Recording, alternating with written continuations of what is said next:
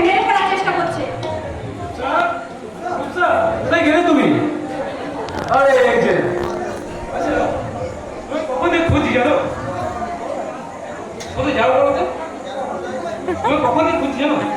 কেন মশাই, আমাকে কি চোখের আড়ালে করতে ইচ্ছে করে না বুঝি? কি করে করবে? তুমি তোমার চোখে কিন্তু একদিন তো আমি তোমার চোখের বাড়ি ছিলাম। আর সেদিন কি জানতাম যে তুমি আমার চোখের মনি? রোহন, বিশেষ করে প্রথম যখন আমার খুব সত্য বলেই মনে হয়েছিল।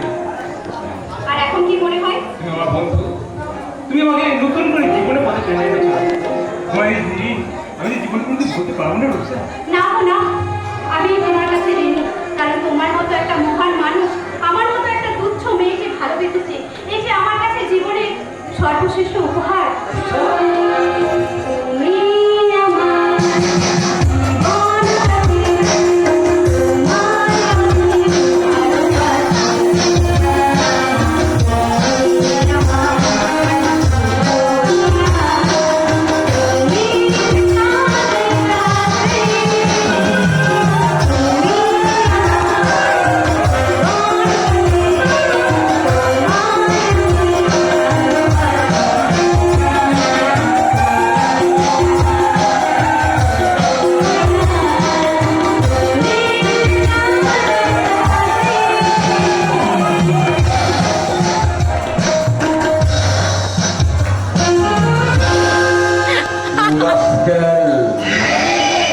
তোদের কারণে যদি আমি কাছে না ঢেলেছি তো আমার নাম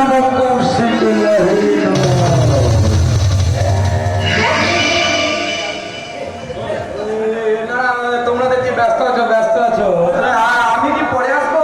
না না না না বলুন কি বলতেছি? হ্যাঁ বলছি না মানে একটা সিরিয়াস ব্যাপারে তোমার সঙ্গে কথা বলতে এসেছিলাম। Serious ব্যাপার? হ্যাঁ মানে কিছু ওয়ার্কার হঠাৎ স্ট্রাইক করেছে, তারা মালিক পক্ষের সঙ্গে কথা বলতে চায়। তাই আমি চাই তুমি যে ওদের নিজস্ব ওদের সঙ্গে কথা বলো। হ্যাঁ হ্যাঁ, নিশ্চয়ই। যারা এই রক্ত জল পরিশ্রম করে আমাদের কোম্পানি টিকিয়ে রেখেছে তাদের পাশে হয়তো আমাদের কর্তব্য। তাহলে যাও না, দোকান সিং গাড়ি ওয়েট করছে, তুমি এক্ষুনি যাও। হ্যাঁ আমি এখানে আসছি রূপসা, আমি আসছি কেমন? ফিরে একসাথে লাঞ্চ করবো। হ্যাঁ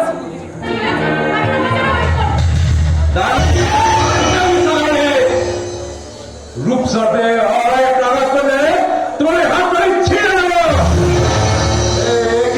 তুমি এখনো যাওনি? কারণ তোমার থেকে বললো যে তুমি কোনো ক্যাচাল করার জন্য আমাকে ফোর্স চাপ দিয়ে এখানে সরিয়ে দিয়েছিলে। আমি এসে বুঝলাম যে তোমার থেকে কথাটা ঠিক। বেঈমান তুফান সে তোমায় আমি পরে দেখে নেব। কেন তুমি রূপসাকে অত্যাচার করছিলে? এই অত্যাচার করছিলাম কোথায়? আরে এই দাদা হয়ে বোনকে একটু শাসন করছিলাম এই আর কি, মানে তোমাকে ভালো করে দেখাশোনা করছিলাম বলে ওকে একটু শাসন করছিলাম এই আর কি। দাদা নয়, ওর সঙ্গে আমার কোনো ভাই বোনের সম্পর্ক নেই। ও একটা শয়তান, একটা জীবন্ত শয়তান।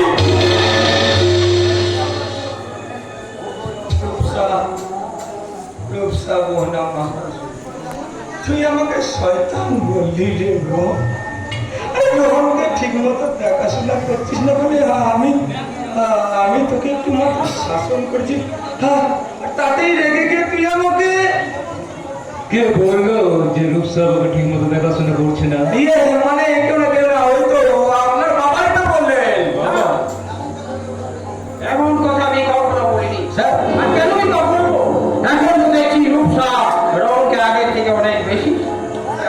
স্যার বলো, তুমি ওদের সম্পর্কটাতে বাধা সৃষ্টি হয়ে দাঁড়াচ্ছ। তাই না বাবা? তুমি অজাতভাবে আমাদের ফ্যামিলি মেম্বারের মধ্যে মাথা ব্যথা শুরু করে দিয়েছে। আর কোম্পানি ওনাকে পছন্দ করছেন না। আর তাই আমি চাই ইমিডিয়েটলি ওনাকে এই কোম্পানি থেকে বরখাস্ত করা হোক।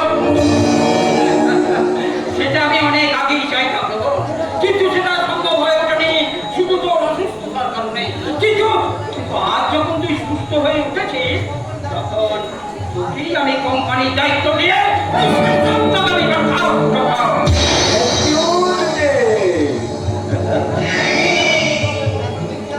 এতদিন যে আমি নিঃস্বার্থভাবে আপনার রেখে দাও।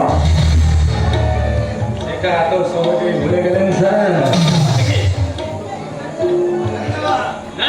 ম্যানেজার হিসেবে নয়, আপনার বিভিন্ন কাজে অকাজে কুকাজে আমি আপনার সঙ্গে সাথ দিয়েছি, সেটা এত সহজেই ভুলে গেলেন স্যার? তার মানে আপনার দাদার বিরুদ্ধে স্যার একমাত্র সাক্ষী কিন্তু আমি স্যার, আর আপনি বলবেন প্রমাণটা আমার এই মোবাইলে।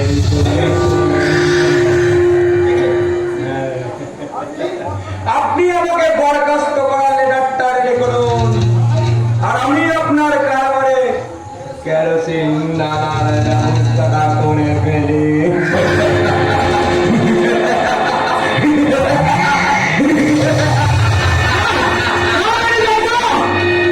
তুমি এমন কাজ করতে পারো না ম্যানেজার? কি হলো বাবা? উনি তোমাকে কি বলে গেলে? তাহলে কি আজ কি ওনাকে বরখাস্ত?